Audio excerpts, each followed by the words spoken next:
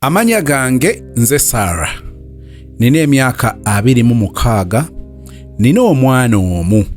Nafumbirwako emyaka 3 n'envaayo ng'omusajja yeeyisa bubi ate nga yali ambubira nnyo. In bracket n'akisaamu, he was very jealous.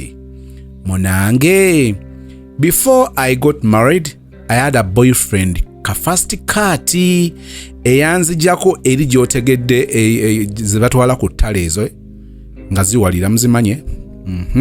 Eyanzijako eyo gye njogeddeko nga nalina emyaka 19. Nagenda ne neebaka n'oyo guy n'ebinnuma as you know for the first time. Do I even know? Nagenda ne neebaka n'oyo guy n'ebinnuma as you know for the first time doing it, and I took it easy. Then after some time nenzirayo teyannoma lwakubeera guy yali mutono. Maama nga wayangu okwagala abanene. Maama mkwano kale katugoberere emboozi ya sister. Actually she had tried in the first place okuweereza voice note naye nga olulimi lumutawaanya nnyo okusitamalinga okwo na biki. So she decided okubanga atypinga. Bwe nali ku ssomero with my friends, we could share some sexual affair stories. Awo ne mmanya omukazi bwe yeegatta n'omusajja abeera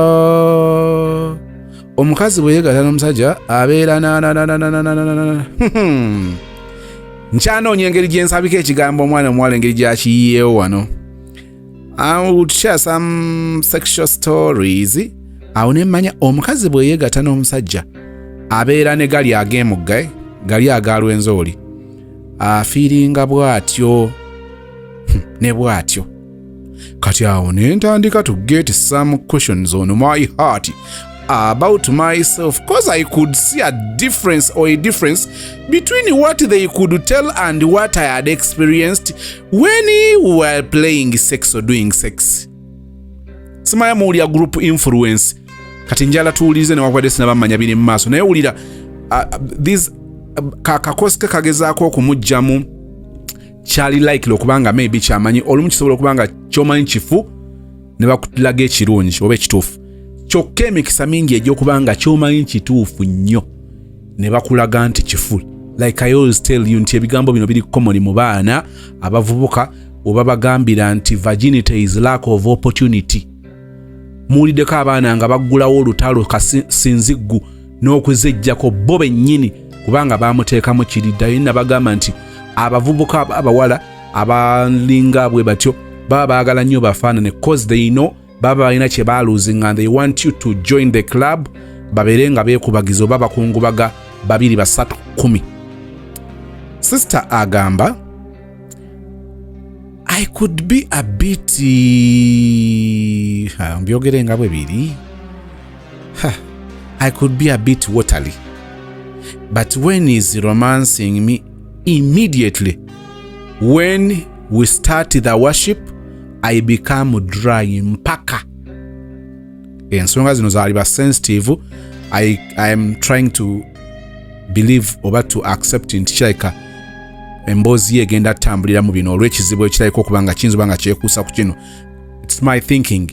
So kanzire ku katono agamba I could feel a bit wet when he's romancing me. Immediately when he enters I become dry mpaka. One day natuula ne guy naŋŋamba ensekezo zikyagaanye okweta lwakuba ndaba tofulumya gali aga mineral water ng'abakazi abalala. Ekituufu kiri nti sirina feeling from day one. Nafunanga bu feeling nga nkutte ku my boobs. Before first round awo I could be wet muko katono that could ease him to enter. Awo mba si kyamufiiringa mpaka ne bwakola buli kimu sisobola kubanga mwoyakka. Nze Becky Sozi owa Beauty and Wellness Parlour Eseta. Mu bimu ku bye tukola mwe muli body massage therapy, facial treatments, counseling services. Gw'omwana w'omuwala ovaamu akaswa akabi, gife ebbaawo waffe abakyala, obundula amazzi amakyafu, wazibikira enseke, bw'onookosa gife ebbaawo ono gw'ojja otuweera obujulirwa. Tulina kofi ono alimu ebirungo 6 mu kintu kimu. Gano Dama Coffee 6 in 1.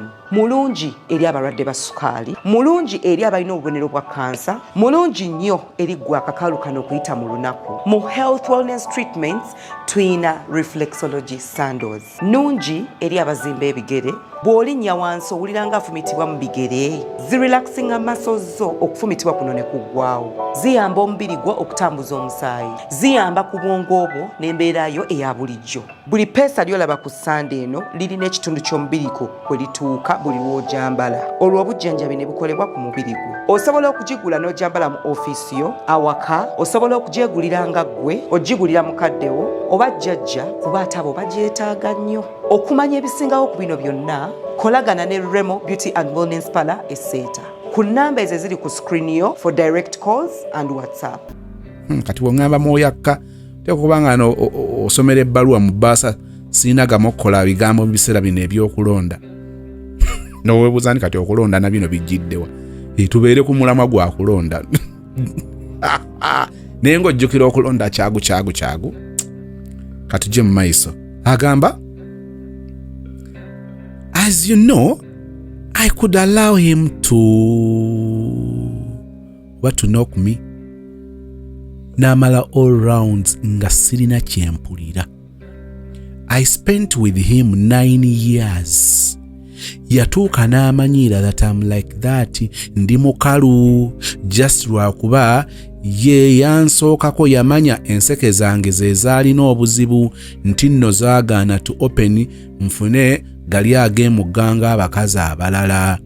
Nalina to pretend nga bifiiring oba abiriko nga tuli mu kazannyo, kumbe sirina bwagazi naturally that could cause dryness during sex.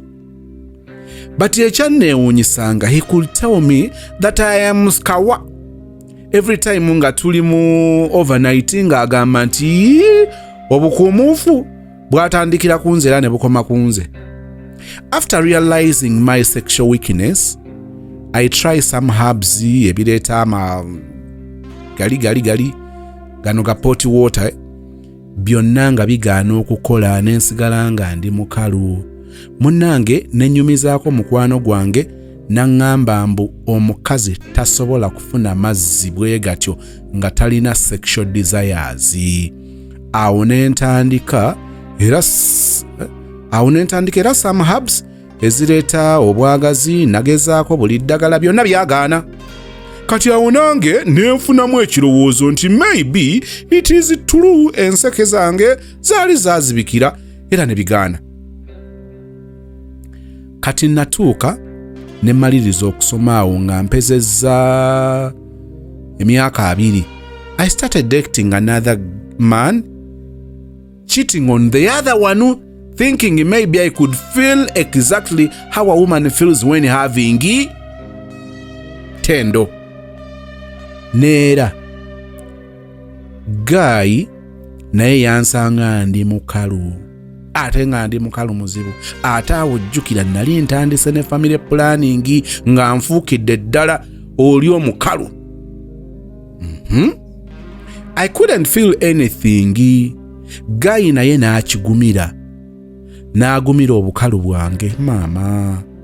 Awo nensooka ne twekyawa n'oli fast cut n'embeera noono. Awo nafunira olubuto. Guy yanjagala nnyo nampasa. Naye when he comes from work night kubeera kulwana nga ngamba mu cheating ono himu kuba nali saagalira ddala nkwateko era saagala kazannyo. Bwe mba mmuwaddeko nteekako buteesi n'akola ebibye nga simuwulira ate nga nze nankaze bambi naye n'aguma naye ng'agamba mbu amuswiti. ng'oli first guy bwe yali aŋŋamba mbu very very sweet and warm mbu mbugumira ddala eyo and you know gwe rodo sekeranze. You know, there is a way, I don't want to make it very sensitive. Chobolaba mbivuga bwe nti one, sister, njagala gwe kenyini Sarah. Don't make it serious. Don't make it serious. Katubivuge bwe tuti, tutambule bwe tutyo, paka tunatuuka ku nsonga. Munnange, nabeera ne guy yalimu ak'obwenzi. Ate nga njagala lwakuba nti nze nali simwagala nnyo ng'oli eyasooka ne nzaala omwana wange ne ŋŋuma n'omusajja awo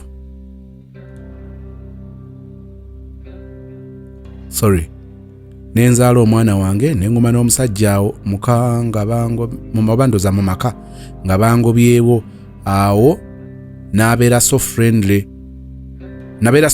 ndowooza to married women nga mpulira emboozi zaabwe ensonga z'omu kisenge namala n'engwesalira for the man to cheat on me. It was all about me, my nature. Natuuka omusajja ne mmukoowera ddala empisa ze nenzikowa ambubira nnyo amalako emirembe gyanzigwako ne mmukoowa ne ntandika nange to cheat on him with the other first kati wange. Kyova olaba abasajja twagala kulirako ddala mukazi nga asemberera okugendako ewaabwe. Ngenze mukyalo ng'omanya agenze okulaba era ate obulenzi enzo waliwo kambuyite busiru njagala munfune bulungi era bwe naabuyita obusiru oba oli awo naakuyambako to know how to go about it. Waliwo obusiru osobola okusanga omukyala waliwo omuyimbi wa ne Uganda ng'onoonya fanicho w'omulembe eyeesigika ate ng'agulikako omusanga ku Aisha Furniture Mart ebbanda. Twogera ku ntebe, dining tables, ebitanda, center tables, sideboards, shoe racks, furniture w'amafumbiro na buli furniture yenna gwali olowoozezaako ekibajje ky'ekirooto kyo osobola okukisasula mu cash n'okitwala oba okusasula ku kibanja mpola okutuusa lw'okimalayo ng'oteekateeka omukolo gw'okwanjula ng'oyagala otwale furniture akuweesa ekitiibwa. Tandika kati olugendo lwo ng'okolagana ne Aisha Furniture Mart ebbanda. Olina furniture wo gw'oyagala okuddaabiriza tumukolako wamma ekibajje kyo ne kidda bujja. Okumanya ebisingawo basange ebbanda opposite n'ekipande kya Nabisusa Girls oba yogera ne mama Aisha Najemba ku noti 7 noti 5 61 94 noti 3 essimu noti 7 noti 5 61 94 noti 3 Aisha Furniture Mart ebbanda. Waliwo omuyimbi wa ne Uganda. Muyimbi ono w'amaanyi saagala kwogera kintu kyonna kiyinza kuliikinga ku muntu oyo naye kati ffe ab'omunda ababimanyi omuntu ono alina obusirusiru obwali bwamulemerako. Yes, mu buteeri yali mu mbeera mbi nga bumanyi era omuntu eno gye tutandikira gye mutandikira abantu abasinga obungi obulamu babuyiseemu. Kati yalina ka childhood boyfriend nga kaavu kubanga naye yennyini embeera gye yalimu nga tewoomesa ttooke. Kakati munnange ajje Kampala bulamu bukyukakyuka mukaawo ne bukyukira ddala story njiwumbawumba naye njagala kubategeeza ekyalo kyasigala kyewuunya nga kigamba omukazi ono ettutumu lye lyonna livudde mu kali ka childhood boyfriend kubanga buli lwasalingiriza bo nga bagamba nti omukazi oyo ajja ku kitundu akantu kano ne kalinnye emmotoka ne babulawo ne batwala essaawa agamba nti akantu kano ekyewunyisa teyakazaalamu na mwana naye era nga basigala bakyakiruriza nti akantu kano bakyateetera ate ekisinga okwewunyisa akantu kano nga tekaseetula tekaseetuka mu mbeera nti oba katiko ng'omuyimbi bwe yavumbavumbamu n'akikuba nti oba nako kayiyiza obulamu ne kamala ne kakikuba nga bagamba nti akantu kano tekakyusizza bulamu era embeera zaako zeezo naye nga bagamba omukazi oli ettutumu alijjamu ono naye nno ssebo byatambula era n'afiirwako omusajja ow'ensonga ng'entabwe eva ku kantu kano. Kakati kyova owulira omusajja bw'omugamba nti ogenda wamu waliwo obwo bwe mwalyanga nabwo amatuggunda naye obusirusiru bwe ngambe nti wali buwo obusiru obusigala nga bukutta omuntu oli newankubadde yakula n'afuuka wa buvunaanyizibwa n'afuuka wa kitiibwa naye ssebo n'asigala ng'akyasirwala. Nina gwe mmanyiiyo akalenzi kaali kajja okumumanyiira. Omanyi obuntu obwo bwe bukusanga nga naawe obujega oba obuwumba tuutu okyabuziŋŋamizza mu bwongo obwo, they take the advantage. Ekisooka balina kiri nti muyina ekyama ekyo eky'obuto. Kakati bumanyi okujja ne bukangamu. Kakati bino byeweerese mu kyalo, muvudde e Bungereza, ovudde Amerika, muvudde Canada, muvudde Sweden, muvudde Netherlands, Germany, akina wa yonna yogerawo South Africa oba Dubai, ozzeeko ku kyalo. Kati akalenzi kano amazima amatuufu gali nti abasinga obungi era olukalaba bw'oti ojjukira mu nsiko, okajjukira mu bikata, okajjukira mu bitooke, okajjukira mu kookoowe, okimanyi bulungi nti ebyo ebirowoozo bikujjira. Kati abasinga ababa baakula ne bakula ne mu birowoozo bimusala mu maaso. Wali olabyeko bw'oscrollinga bw'oti mu galaleyo n'obawo ebifaananyi by'otukako n'opoozinga nga bikuwa memories ennungi, maama wo, kyonna kyonna ne wabeerawo ekifaananyi, wallahi nga ekifaananyi ekyo oyitako kiyita oti eventually ogenda olaba n'okukidiriitinga n'okidiriitinga. Kakati ezo ziba galala ez'omu masimu, waliwo galala ez'omu mutwe gwo. Waliwo abantu nga bafula, oyina engeri gy'oscrollinga bw'oti ngalo omuntu ng'olina engeri gy'omuyisaawo obuyisa n'obeerawo gw'oyita n'omuzzaako emabega n'omuzuuminga n'obeera sitaaka n'olowooza nnyo ku oyo. Kati ne kino njagadde kikusiigira. Kati oli mu kyalo, obuvubuka buno obusajjasajja buno kalina banga kazaalazaala abaana, keeyononesa oba n'omwengenge na biki, naye bujja ne buleeta olummanyi. Kati olummanyi luno aba ayagala kukakasa okyasobola okuseeseetuka n'odda mu muntu oli. Era mbabuulira abangi bawunzise bazzeemu ne beesiruwaza. Kati olina engeri gyoba ne memories nga bwe munyumya emboozi wano gasozi ka boyfriend kange akaasoka, mwana gwe kali akaana kaali kakwata microphone ne kasooka kakukubalaga. Kakati eno gy'otambulidde mu bulamu obw'obufumbo, relationships endala, olina engeri gy'ogetinga staka mu mind yo n'akantu ako, more especially bwebanga relationship yammwe teyaggwa biri awo bitegeerekeka. Waliwo relationship nga ziwedde because mwakyusa ekitundu, wagenda okusomera ewalala, ne mwawula amasomero, mwasenguka, ebintu bwe bityo ne muluzinga contact mu ngeri etategeerekeka. Naye nga relationship tosobola confirminga nti yaggwa. It is just the situation etalina kummwe eyabaleetera okuba nga temukyasobola kwewuliza, just that. Kati bwe kajja kalina engeri gyekayagala okukakasa nti omuntu ono gukyasobola okuggwa. Kati abasinga obungi bw'osalawo guggwa ogusooka ko kakikonfaminga ne kakufuula akamereko buli kaseera. Kikyengezaako okugaziya wano, abasajja abasinga obungi tebaagala kuwulira bakazi baabwe nga bagenze mu byalo mu ngeri bwezityo, kubanga abamu balina obujulizi, abamu baali babakutteko kuba tegwaggwa. Kati nina engeri gyempulidde obusungu naye nga sisobola ginnyonnyola oba lwaki. Kale tugende mu maaso. Nenzaala omwana wange nengoma n'omusajja awo tubadde tuvuddeyo eyo. Badde alina ngeri gyagwesalira, agamba akaseera kaatuuka omusajja ono nedda saagala kuyitawo ate. Agamba nti waliwo yali amukooledde ddala wano, atandise okugwesalira omusajja empisaze nga tezikyuse.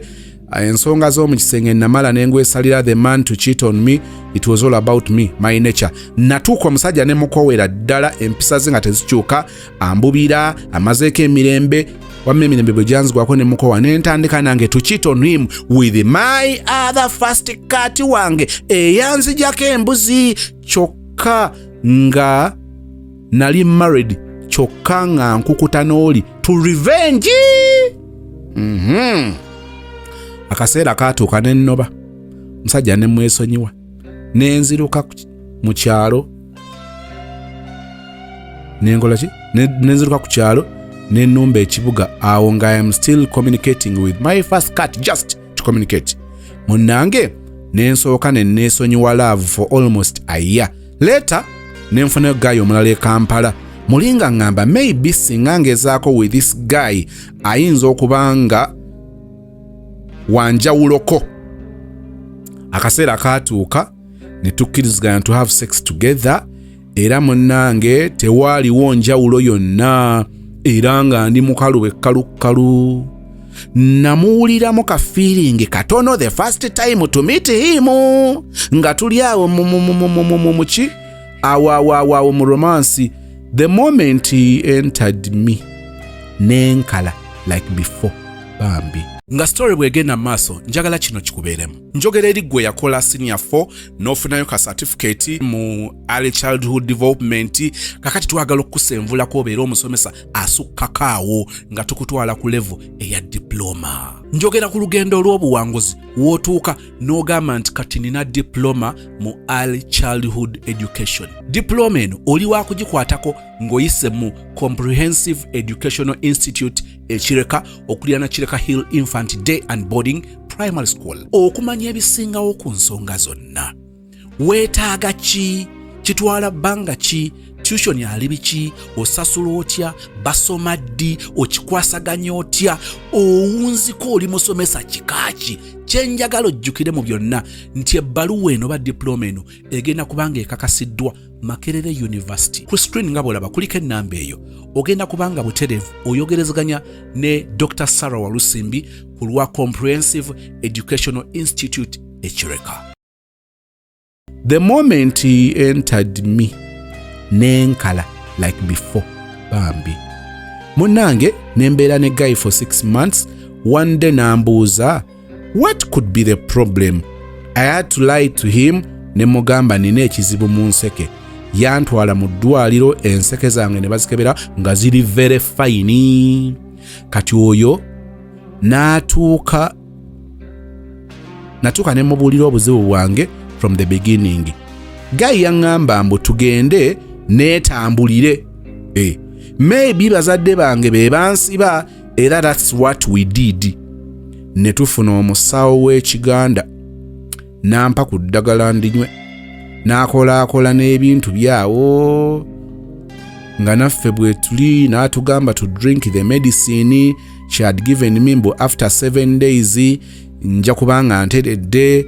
Awo naŋŋamba mbu ndiko ebyekika, kyokka nze nga sibimanyi. Neewako okukula okutuuka wano sirabangawo oba okuwulira mbu tulina empewo. Ebyo ewaffe tebabirina. Nakulanga ndaba tuli bannaddiini, nali sibimanyi nti no bibeera nayo. Boyfriend wange oyo ye yabinnyonnyola kubitegeera nduza nga tetubirina. Munnange we waited for 7 days naye nga tewabaawo njawulo yonna. Remember, nali nasabanga nsiiba so that nterere because nga mmanyi tewali musajja asobola okugumira omukazi alinga nze. Natuuka nenzikakkana nenzikiriza nti bwe ntyo bwe natondebwa. NB. Naye bwe mbanga sirina stress nga ndi mu ovulation, ekituufu mpuliramuko enjawulo nga njagala at least omusajja ankwateko. It can happen for like 2 days nga ndi mu ovulation after like 3 months.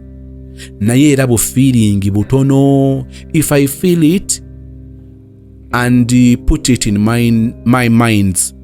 Munnanga akaseera katuuka n'oyo guy ne mwejjako ne muddukako ne ngenda ku kyeyo. Awo nga nsazeewo okubeera nze kubanga kiba kiswaza omukazi ku myaka gyange nga ndi abnormal. Simanyi sex awooma atya, simanyi amazzi g'ekikyala gafaanana gatya, simanyi omukazi amala atya. Sexual desires zange ziri ku 9%, era it happens after like 3 months. That's when I can feel bu feeling obutono. Nze bwe ndaba blue movie, nothing happens. Mukimanyi nti blue movie abamu ziba switching off. Kati oli ajja kumbuza so zigwe zikuyisa zitya. Tommanyiira tompalampa singa sajja. But I love erotic. To answer your question, I love erotic, not ziri. I love erotic. Bano ine so za ziraba. nja kugamba ekigambo wano omanye ebintu mu bulamu byonna ebisinga obungi tubiraba tubeera exposed ku byo ne tumala ne tukola decisions affe. This is not me, this is not my thing, this is my thing, this is my taste. Omuntu eyasiima abakazi abatono abanene abalaba n'alondawo abatono, eyasiima abatono abanene eyasiima abanene abatono abalaba n'asigala ng'agamba teguggwa. Nina mukwano gwange mutini mulenzi mutini ate si muwanvu, njagala ogatta omutono nga mumpi byombi obikolemu omuntu omu. Naye mukwano omusajja oli bw'obanga toli mu bakazi be twaliise zino zisino traka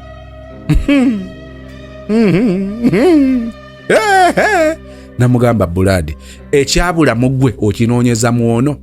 N'agamba Buladi gwe kakkana ebino byakusukka okutegeera nenzikiriza nti byanso omwana ow'obulenzi omusanga n'omukazi. Sexual desires zange ziri ku 9%. Era it happens after like 3 months. That's when I can feeling obutonotono. Nze ne bwe ndaba blue movie nothing happens. Omusajja yande omusajja yangendako wali eri omumanyi wali ng'ova ku park enkadde ng'ogendanga ku Pride Theatre bayitawo ati awo waliwo wenda kuzina bitaala ne edda babayitangawo wabbakuli bululumu Button Street, but I think it is wabbakuli awo ng'oyambuka. Onagamba nti musajja yantwalako ewabbakuli naye era tewaali njawulo, just engeri abakazi abalala gye babinyumyako, how it's so sweet. Kati munnange nga ntuuse ku kyeyo buli musajja mwejjako. Namala almost 9 months nga sina kyenfiiringa nti oba I missed sex nedda.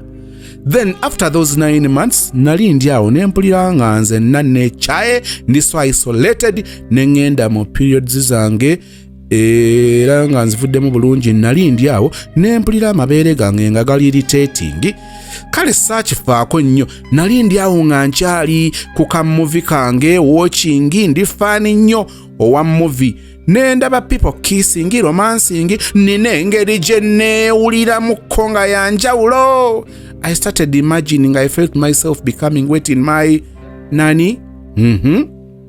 So I had to replay that clip while imagining bambi. Munnange, wabala no wano watulaze nze gwe mulaba kati ntandise okutintima. Omanyi bakinaga omuyimbi wa gossip omusajja ayimba ennyimba ezo omwoyo nyongera obajjukiza nti nze nayimba gwe Katonda. Kati sozi bino omutawaana guli ku bannayuganda oba Abafirika kwe kulowooza nti now this is a dirty talk. Eno talk tuogera ku organs eziri ku muntu. You find people with the corrupt minds. When I talk about my big lips, my big nose, my big ears, I mean, if I am talking about my gray hair, if I talk about my eyes, it is okay. If I talk about sozi muto, nenjogera ku sozi muto, era waliwo avaayo n'agamba njagala nje ntunuulira omusajja oyo emimwa gye kati gimuvinga gidda ku left ku right bw'aba ayogera ku sozi muto we aba ategeeza ki? Guys, I am a church guy. I am a very sensitive person. Ne bwe nkugamba nti I am okay with the language of Stella Nyanzi. People just fail to understand such people. Waliwo ennaku gwendaba sometimes waliwo ennamulabako ng'ali ne bakasukuba omusajja ate I think oba doctor kubawo agagambo nga bwe gali. Nengamba omutawaana kwe kulemu okumanya nti kakati eno tooko eri bweti eyogera ku kino. So omutawaana guli nti abantu bitulemu okwawula. Kati if you can find a pastor who is a professional doctor, you can find a counselor who is a professional, a gynecologist. Oja osanga doctor nga akwatamu abakyala mu bukyala n'alyoka abeetolola mu mawowoolo yonna. Naye olwokuba silayiniyo wamanyira kusomesa history bakiwezi ngoni immigration majimaji bikoze bitya. Kati bino bino engeri gy'obiraba nga nsi ndala. Ndowooza okusoma amawulire kyekyanyamba nti ebintu mbiraba bulala nnyo onaayogera ku ki? Nti ayogera kati kino kyayogerako tekikkirizibwa abaana bwe bati kukiraba. It's just that. This is a political talk. You'll find someone ngalaba okulya political talk. It's not normal. Ngezaako kwa upgrading endowooza yonna endaba ye y'ebintu ebimu otandika okubitegeera. Don't hate me because I have talked about sex. Badnanga atakyogedde n'okukyogera n'akikubawo. Nkutegeera. Kyobola abantu ero bagamba nti omutawaana guba ku muntu akutte clip. Nkoze statement wano ya seconds 10. Oli n'atema clip eno n'agitwala ku TikTok oba ku Facebook, kati oli n'agigwako n'asooka ntunuulira ng'alaba obwononefu obugikunze, alaba omusajja ataliimu yadde empeke emera, kugamba alaba buwumbatuutu bwereere, n'oŋŋamba bannange oba okozeseza minzaani ki ekwopimira obuwumbatuutu in just a mere 10-second clip. Mbadde nkuteekateeka nti wetulaga nnyinza osalawo mbisome nga bwe biri. Bakilanti baffe abalungi mwebale nnyo gye mutuusaako engalo. Madamu Dembe lyonkomyewo. Bakasaba baffe abalungi abaagula kitukutwe mwebale nnyo. Mwagula era mpiseyo naye ndaba essanyu lingi nnyo nga mwazimba. Mwebale nnyo kuzimba. Mubadde mumanja kitukutwe mumanja nasigazaawo poloti egi emu 5 ku 10 ndowooza olaba. Etandikira awo negenda wali owana era nga bwe nabagamba weetaaga okujja naawe kyapa weekiri naye naawe kenyini noddamu n'opima n'apulusi nga bwetambula. Ndowooza neighborhood mugiraba bannammwe bonna bazimbye ne pooti yennyini weetandikira neibone kino ekikomera naye azimbyemu kalinaaye. So kitukute nkomyewo nasigazaawo poloti emu yokka. Otambuza bigere okuva ku kkubo oluviiramu wali waba olinnye takisi oviiramu wali ku kkubo. Balagene neighbor kyoti weetandika gwe baayawula naye. Saagala byate tewali bantu ate so kyawukabo distance okuva ku main n'okutuuka wano 5 ku 10 yokka yeeriwo. Nasigazaawo poloti emu yokka. Duka misinde ezimba apartment, bw'ayagala ozimba apartment, agala ennyumba y'okusulamu. Yes. Onaga munnange nakwata my finger to check myself how wet I was. Nga mpulira sisobola na kujjayo mukono. I kept on playing that clip while my other hand in between my legs. Within 1 minute, nawulira amabeere gange nga gas to say, nawulira that feeling that I'd never had before. Guess what, Mr. Sozi? Natuuka ku kasozi ekibuli erubage namirembe ekireke najja nankumbi. Obusozi bwonna yabutuukako mu kaseera ako. Maama kanyabo. I couldn't believe from that day, Mr. Sozi. Nayitirirayo. The following day, I had to do the same thing so that I can experience the same feeling. Natandika to masturbate every time nga ndi mu ovulation. I got addicted to it. So now, nekali ka feeling akaaliwo akatono nga ndi mu ovulation nako kagwerawo ddala. Tufudde ate mbadde manyi nti twazibukuka. Kigambo kyenjogedde kyekyo. Mbadde manyi nti kati ate. So now nekali ka feeling akaaliwo akatono nga ndi mu ovulation nako kagwerawo ddala. Era essaawa zino omusajja ne bwankola atya, ne bwankola buli byonna bya sisobola yadde okuwuliramu. Even if I try to masturbate, I can't feel anything. Kale ndowooza nazaalibwa ndi sexual abnormal. Ate nange neneenyoomera oba neneenyoonera ddala because of masturbation. Munange Mr. Sozi, essaawa zino nsaba ku magezi. Abasajja bankwana naye sisobola kukkiriza cause I know my weakness. Ntya era n'okuswala nswala. Muli nange neegomba nziremu. Nfumbirwe naye tewaliyo omusajja asobola okungumiikiriza oba ogumiikiriza that weakness. My private parts no longer feel anything. Kakati nsaba ku bafaani bo Mr. Sozi bampe ku magezi nkole ntya buli ddagala lya habo lye nali ngezezaako lyonna lyagaana. Kyokka bangi abanneepikira ŋŋaanye muli neebuuza nziremu neetambulireko mu ba traditional healers oba ye atali mufere naamuggyawa. I also wish to feel like a woman. Kale mukwano, may God bless you, Mr. Soz. Igwe must hear this. So kakati njagala okwongera okubategeeza eno wano muwulidde osologa mambo nno eno shebadde yabuwemu. Not at all. She has a problem.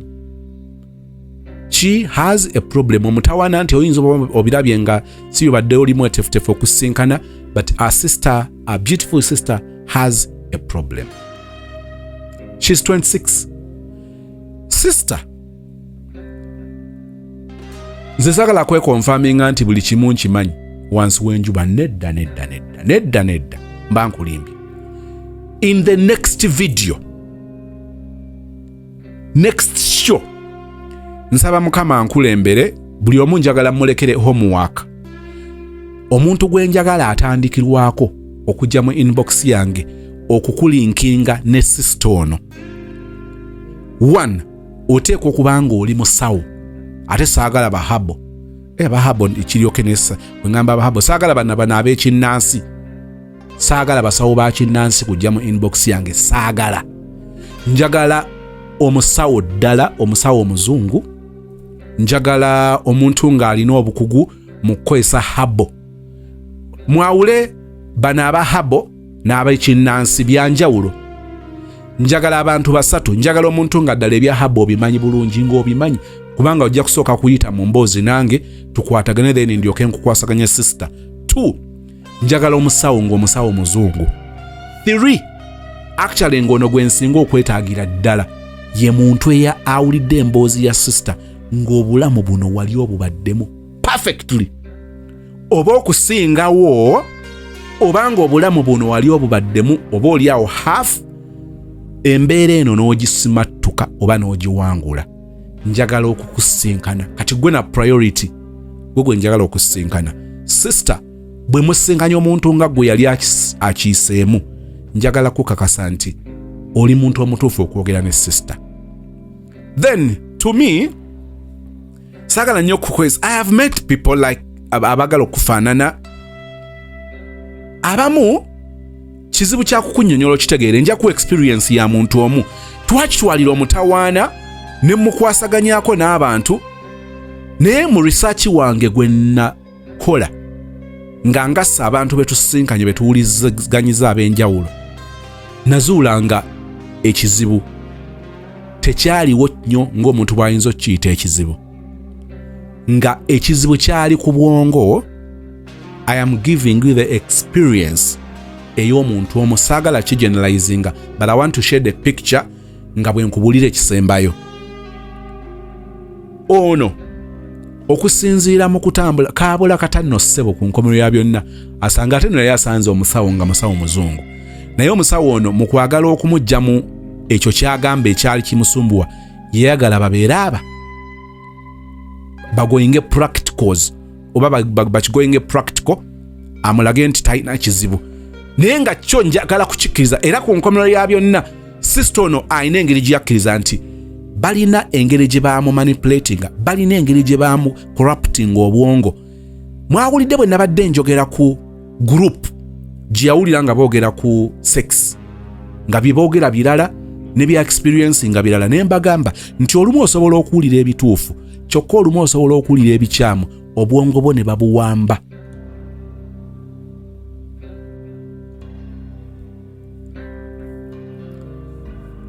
Omwana ow'obuwala oli awunzika yeezimbyemu enjawulo, lwokuba nti kyenzikiriza kyatanaba kufuna kakati successful oba successfully ye relationship etegerekeka. Naye okuva wenzika we nakoma okwogera naye, awo twali tuwunzikidde nga relationship kiri si kye kizibu kye, ng'ekizibu kye relationship.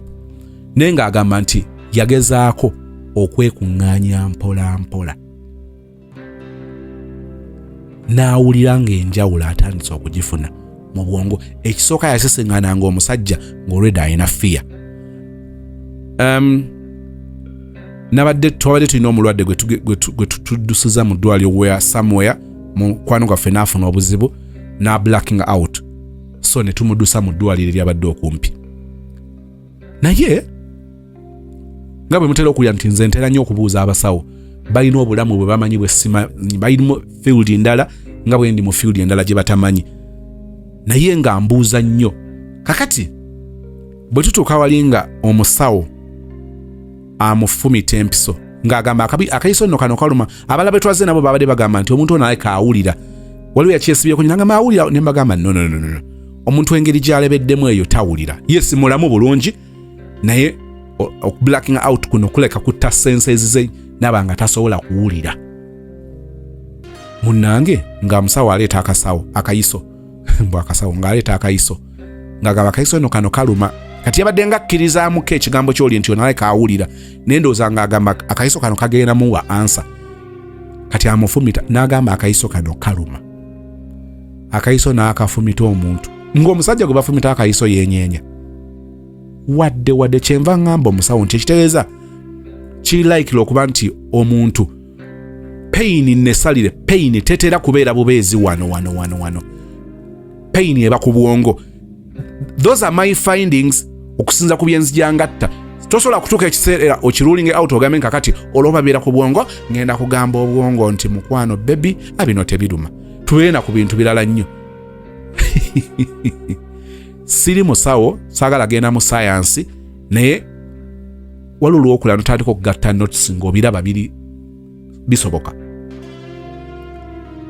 N'agamba nti kituufu omulaba wano singa abadde atunula ne bwe yandibadde ng'oba tusanyalazaawo obwongo bwe bulina engeri gye bwekonvisinga, kyobula era tera nnyo okugamba nti bano be tuba tusanyalazaako ebitundu ng'abakyala oba mu kuzaala wano mu kumugyamu omwana, tetutera kwagala alabe, tujja kubikkawo abe ng'aimagininga bimagininzi, naye ng'ayinza kuwulira ng'awulira ku movements, asobola okuwulira ng'omusawo ng'agamba mpa ku kino obutonotono bw'aba awulidde n'akola kuteebereza, naye ng'akugamba nti omuntu ono obwongo bwe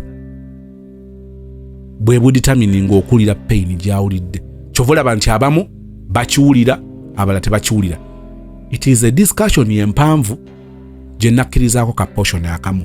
Bwe nkuzza ku kino olwo nga ngatta biri bye nali mpulidde, buli agamba nedda bino ebintu kubanga singa abadde nga teyeggula nti ennyumba ye teyeggula nga kyetudiiringa nakyo ekyo kirala, naye ennyumba ye yeggula, era we nabuuliza ekibuuzo nti kakati omuntu ono bw'aba saagala ngende mu birala ebiri sensitive.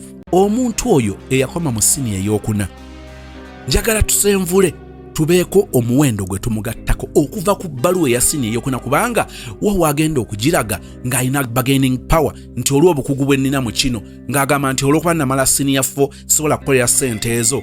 Is that enough? Not at all.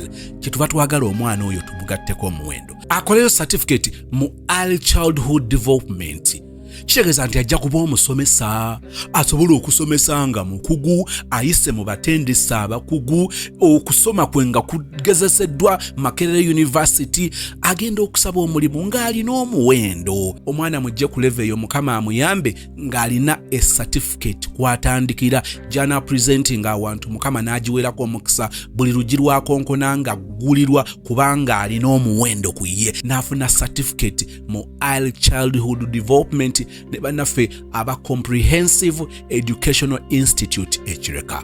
Wandyagadde okumanya ebisingawo, ogenda kubanga oyogera ne Dr. Sarah Walusimbi, okugezesebwa okukakasibwa kwonna kutunuulirwa Makerere University. Dr. Sarah Walusimbi akulindiridde nga bw'olaba ku screen, munoonyeeko mwogere ebisingawo, otandika ddi, biki by'otandika nabyo ng'oyogedde ne Dr. Sarah Walusimbi ku WhatsApp, mukubire direct calls omusinkana ekireka okuliraana Kireka Hill Infant Day and Boarding Primary School. Kyenjagadde okugjayo nti kitwala omutawaana naye ng'abamu kisoboka okuba nga just mind z'omuntu ze zaakosebwa. Munnange nno abantu okukoraptinga obwongo kirabanga ekitono, naye njagala kukuleetera ekiri simple kye nayogeddeko naye nga tewakifuddeko, kye kino.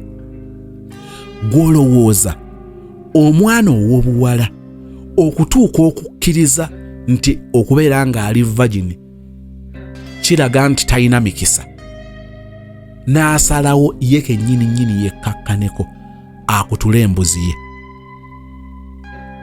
Eyo mind baba tebamaze gicorruptinga, but see the impact eyo corruptinga mind ye weetuuse. Ye kennyini n'agamba eno ngenda jjejjako. Kikulabikira ng'ekitono naye olwokuba tokyexperiencinganga, naye njagala kuimagininga omwana ow'obuwala. Bino byenjogerako bisanze mu bantu abakulu. Waliwo abantu abakulu naaweza emyaka 3 ng'abadde yegezezaako okwekuuma, kainaatuka ekiseera ne kimufuukira ekizibu ng'agamba nti oba kakati ate kigenda. Mukimanyi nti olwaleero omusajja bwe bamusisinkanya omuwala ow'emyaka 4 oba omukazi ow'emyaka 4 bamugamba nti omuwala oyo teyeebakangako na musajja, omusajja asobola okwesika. Era njala kutegeeza nti bw'aba asisinkana omuntu ono alina engeri gy'agenda ng'alinga agenda mu lutabaalo kati lwanagana na mbuzi. Olaba obwongo bwe bubeera corrupt. Kakati ekirabika ng'ekitabadde kizibu ne kikonfamingibwa okubeera ekizibu. Baali baamugamba nseke ne bamukebera ng'enseke ennamu. Kino kigenda wala. Omuntu aluuzinze self-esteem, omuntu aluuzinze oba alemeddwa anafuye mu kwekkiririzaamu, tokisaagiramu. Kyova olaba bakugamba nti osobola okuwangaala n'owangaalaayokko nga bakuwadde obutwa, nga bakukubye amasasi, nga bbomu etulise, ng'ekizimbe kikutte omuliro, ng'amazzi gakuyiikidde, naye okuwangaala okusinga okuba okumpi ennyo wansi w'enjuba mu kitonde muntu bakiyita kuggwamu ssuubi. Kakati essuubi bwe liggwamu omuntu, essuubi balikwata ne balireetera omuntu mu kikopo, alina ekisenge mwaba aliterese oba mwaba alyerabidde okuggwamu essuubi. Kati bw'obanga osobola okunnyonnyola ekyo, then osobola okutegeera kye bayita omuntu okubanga okwekkiririzaamu oba confidence ng'ebuze mu ye.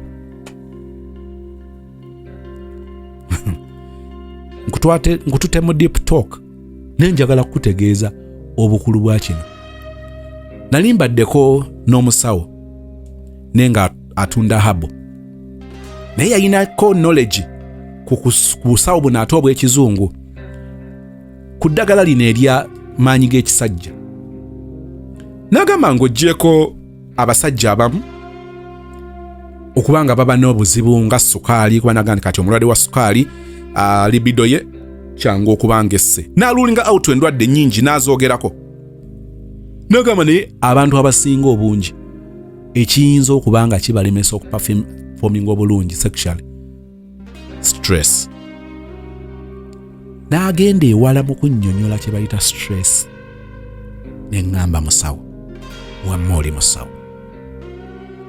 N'agamba nti kati bano abantu njagala mbabikkulira ekyama ky'omusawo ono kye mutasobola kukkiriza.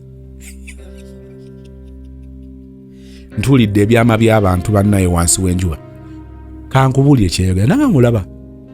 Amazima amatuufu gali nti omulwadde oyo asobola okujja ng'eddagala lyalowooza ku bye twali muwaddeko erigogola emisuwa biki, nanga asobola okujja ng'eddagala liweddewo, ninga abaana baagala okukola ssente ne bamuwa eddagala ng'eddagala eryo billa, ng'eddagala teririna ku ebyo kugogola misuwa biki, kubanga mubimanyi ebyo kuba saagala genda mu byakisawo kubanga bajja kumbuuza byesikakasa. Njagala okukozesa otutonotono tu knowledge tweninako kyemba njogerako. Naye mukwano gwange omulungi n'aŋŋamba nti omusajja oyo basobola okumuwa eddagala nga ddala. Nga ddala. N'akomawo ne bamubuuza oluba olulala bamusanze nga owaye blood kyali kitya. Muganda wange kyali kisufu kwembase. Kakati omusawo kyava abuuza nti nze abeera sure nti eddagala lye namuwadde terigenda kukola kyayagala. Lwaki akomawo nga atugamba nti bwe yagenze mu overnight yakubya alubaamu ku alubaamu. Konze musawo nnyonnyola nanga kyova olaba bwe nkugamba nti stress.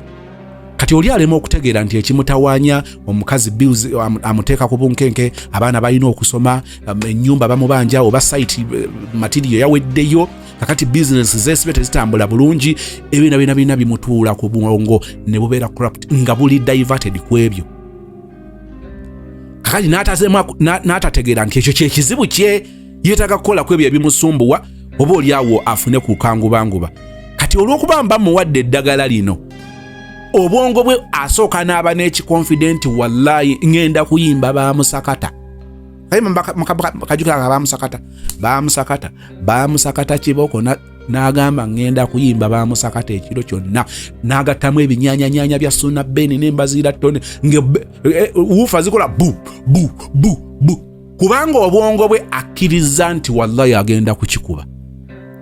Kati kyenjagadde okukugirayo kiri mu self-esteem, kiri mu confidence. Kyovola abandeese kiri ekya hope. Lwaki omuntu bagamba nti omuntu okuggwamu essuubi gwe mutawaana gw'omuntu ogusembayo wotasobola kakasa nti in the next 1 minute ya surviving. Bw'otegeera science wekyo osobola okutegeera science wekino, but I am not generalizing it. Nkuleetedde sample ey'omu gwe nakolako follow up nga yekyo kye baamugamba, ate bwe yaddamu okigezaako n'agamba kyakola enjawulo. Kati kyesobola kakasa kubanga ku nkomero ya byonna ate yalina relationship issues we twakoma nga ngamba nfunira omusajja. So mwannyinaze njagala kutegeeza ntobeera surprised, tobeera shocked later ng'ebimu ku byozudde bijjayo kino. Njagala okukola era bw'onaaleeta part 2 title yeeno yejja okubeera title ya video ejja okuddako. Nja kubanga nkuleetedde omukugu, saagala okwogera kwange experience yange ngikomezaawo, si buli kimu nti nkinamu obukugu, tonneesipaata. Naye ate kye nakwagadeko wagambye nti abalina obumanyi ku kino ku family eno babe nga bakuyamba. So katulinde, ngenda kufuna omusawo. Waliwo mukwano gwange ate ye obulamu bwe bonna yakuguka mu bintu bya sexy. Bannanga ayogera ku sex noga nti kakati eno course unit yali mu kije na misinga ngolaba ye yali badde course abaana gye bali badde bajjula ngegatta arts ne sciences ne basigala nga babuuza nti kati eno kikitu tuli ku kiki kino. Kale mmanyi nti Mukama agenda kumpa ekisa mufune. Bwe naamufuna nja kumukuleetera wano oba mu audio oba mu video lwaba mutya nnyo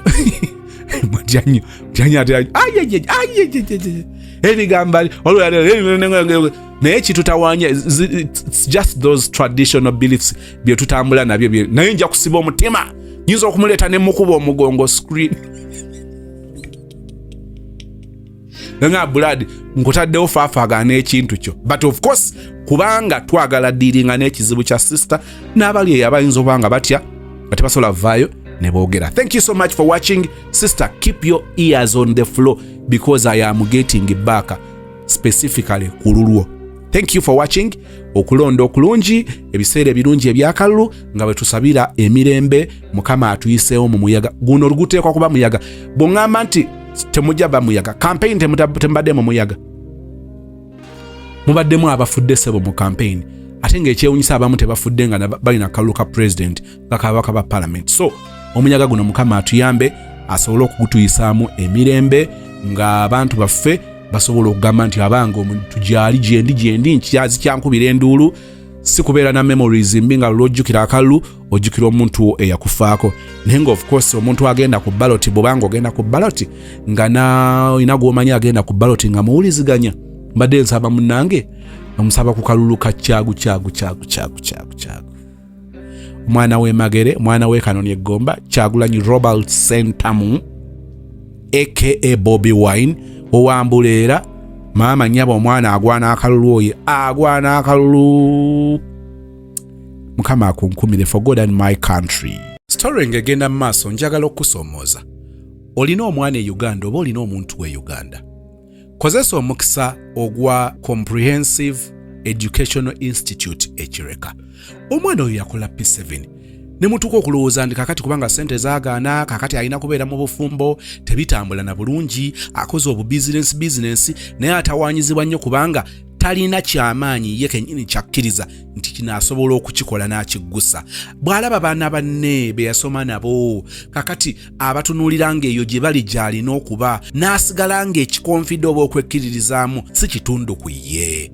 Temukkiriza mwana oyo okubeera ng'agenda kuzungira mu bwakukola mu maka g'abantu, obusente bwebwo, empisibwa yeeyo, kubanga nabo bamulaba nga talina muwendo. Comprehensive Educational Institute, omwana bamutwala akoleyo ka certificate ak'omwaka mu child care, aveeyo ng'asobola okulabirira abaana mu ngeri ey'omulembe, nga bw'atwalibwa okukola obwayaaya aba ali ku level ndala, asobola okulabirira abaana n'amanya abaana abalya biki, omwana ono lwaki akaabakaaba, omwana ono kati yeetaaga kwebaka, omwana ono kakati yeetaaga kukyusa pampa, mu ngeri y'entendeke obulungi, nga naawe bw'aba mwana wo nga yanoonya omulimu ng'olaba nti alina omuwendo, bamugamba emitwalo 15 ng'agamba mami nedda, nze njawukanako ku bakozi abalala kubanga nina certificate mu child care, omwana nga mumundekedde nsobola okukola ABCD. Njogera eri ggwe alina mutoowo, alina relative wo, alina level gye yakomako, wallahi ng'olaba tekigguka. Twagala okumwongerako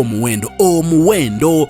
Njogedde nga bw'agenda okukola mu maka g'abantu mu baana ng'alina bargaining power ku musaala. Olw'okuba nsobola okukola kino nga tojja kufuna mulala akikolera, kale si kiwa nti emitwalo 15 nsobola okugikolera. Omwana oyo ajja kuba akola mu bitongole ebirabirira abaana, ajja kusobola okukola mu masomero ng'ayamba kubasomesa.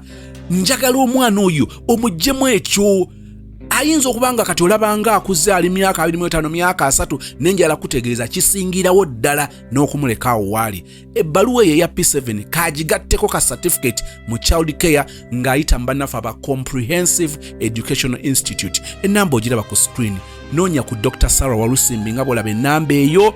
Munoonyeko ku WhatsApp, mukubire ku direct calls, mubeere nga muwuliziganya. Toganya mwana oyo, tokkiriza mwana oyo kuviiramu awo. Nelson Mandela ye n'akugamba nti education is the most powerful weapon that you can use to change the world. Wow. Are you ready to change the world with the Comprehensive Educational Institute? Yes. Chireka? Wow. Yes. Omusajja omu bamuyita John Dewey, omu kuba fathers of education, ye yagamba nti education is not preparing for life. Omulala bayinza oga nti I'm preparing for my life through education. So education is not preparing for life. Education is life itself. Hey! Wow. Kati ebyo bw'obiwulira nsaba tutegeere ddala abadde azannyisa okusoma abadde obiveeko, because education is life. Sofa ku byenjagadde mu kwogera kuno sirabyewo muntu atakwatibwako. Waliwo olumu ebintu ebijja nga birimitinga nnyo abantu, oli nga yandyagadde naye ng'alinga omukisa gwe ogwaggalwa. Kati wano ndabyewo omukisa kumpi ogwa buli omu nga tolina kyeweekwasa. Kuno kuggulawo buli muntu n'akozesa omukisa oguzze. Waliwo ayinza okugamba nti kakati bweyogedde nze ndi eno ndi mu banking sector, but of course ngenda kuzaala omwana, ngenda kuzaala kuba ne family. Kitegeeza nange nsobola okujja nze oba nina masters zange nenze nnonye kano ka certificate mu kumanya baana, kumanya makaago, kekandeese. Yes, kikulu nnyo. Ate abaana bano abantu bano wadde bakulu naye era tulina chaplaincy department ebyomwoyo, si kujja wano nti obisudde, kubyongera bigaggawaza. Wow. Whole individual. Tukyakunoonya okuzimba. Wabula 226 nnyongedde okulumya bwe nsazeewo n'okumanya obukulu bw'okubeera whole individual. Yes. Wow. Enamba y'essimu? Enamba y'essimu 0772 44 3274. Njiddamu 0772 44 3274. N'endala 0702 562 490 eya Airtel. Ebigambo ebisembayo. Ebigambo ebisembayo nti abatulaba twongere okutwala okusoma nti kintu kikulu nnyo. Bwe tukolaganye ne Makerere University tukolaganye ne bode egaba certificates.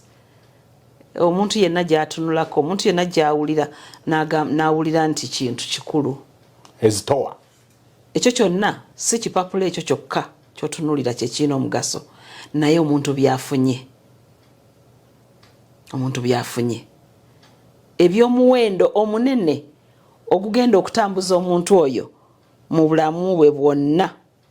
Olw'ekyo totunuulira nsimbi zino n'olowooza nti ezo naazijjawa ezo nnyingi zinoonye ate zonna tetulezeetaaga mulundi gumu. Oleetako ekyettaamu n'oleeta ekyettaamu endala, so emiliyoni zino ebbiri ogenda ozimaliriza nga tolina nawakuluma. Olw'ekyo tozitwala tolumwa ssente zino ate ne bwe ziba nga tozirina zinoonye. Zinoonye Katonda kasita omusaba ky'omusaba akikuwa. Ky'omusaba akikuwa. Yita ne mu bulumi ng'ozinoonya.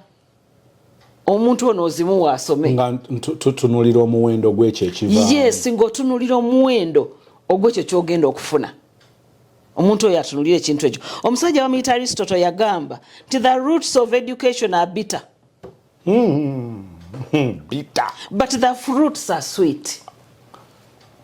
Ndowooza education eringa muyembe gwa koona nga gwakaayo ogamba tufudde bwe gwengera n'alyanga guno.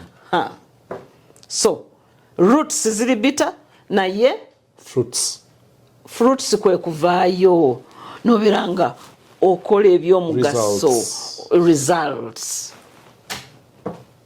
Kikulu nnyo. Abaami, abakyala, abalenzi, abawala. Eyasoma ng'oyinza n'okuba looya naye amaka ago ogaddukanya otya? Weetaaga child care ekuyigiriza ekyo. Eri oli finished product nga looya naye oli raw material nga tamanyi parenting. Yes. Hey, wakola lo wano tetuli mu constitution. Buno si buwaayiro. Omwana togenda mukuliza mu buwaayiro. Wetaagayo knowledge ku child care. Yes, oli finished product eri naye wano oli raw material.